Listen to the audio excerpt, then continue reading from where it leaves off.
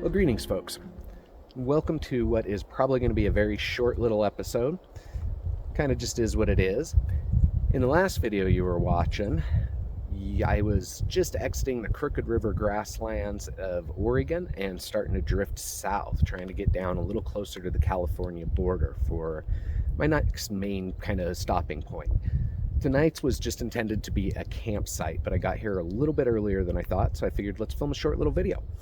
So this is the Fremont-Winema National Forest, the Canby Mountains, still in Oregon.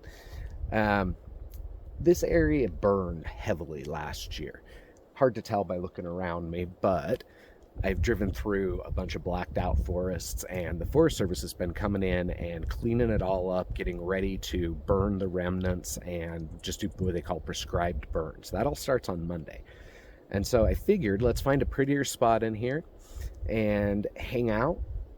Still got about 4 or 5 hours of daylight, or before we even get to sunset, I should say. And so let's take advantage of that to just look around a little bit here and maybe play with some RC cars, read a book, and just relax before we head into California. So what I found was once you got down here where there was water, creeks and stuff in some of these valleys, not as much of it burned.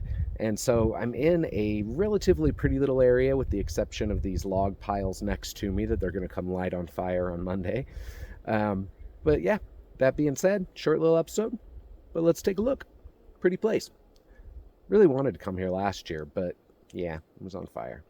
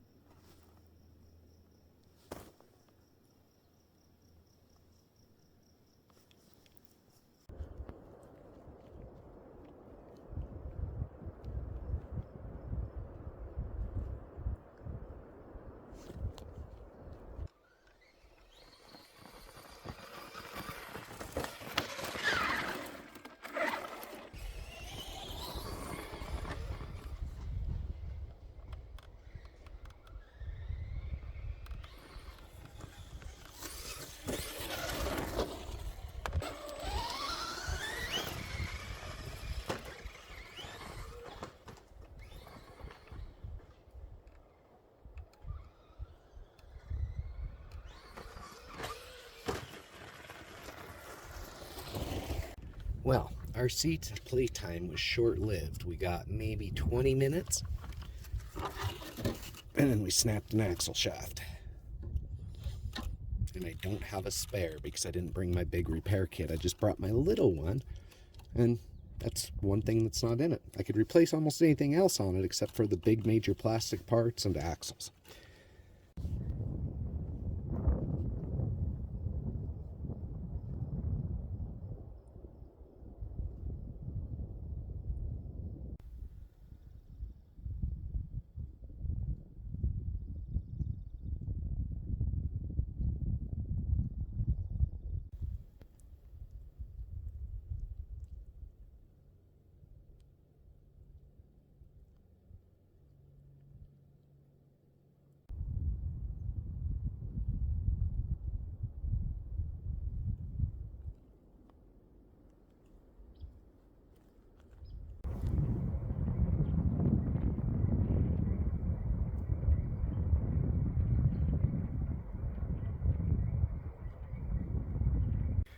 So many bugs in this site. I was biting flies at first, now mosquitoes are out.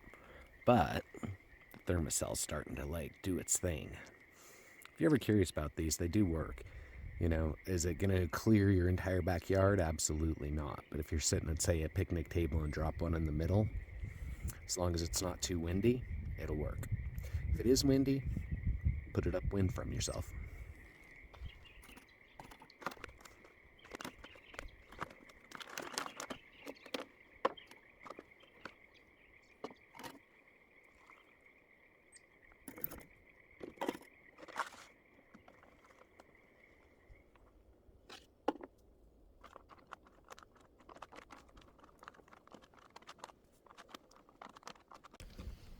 There have been a crazy amount of deer and elk moving through this meadow.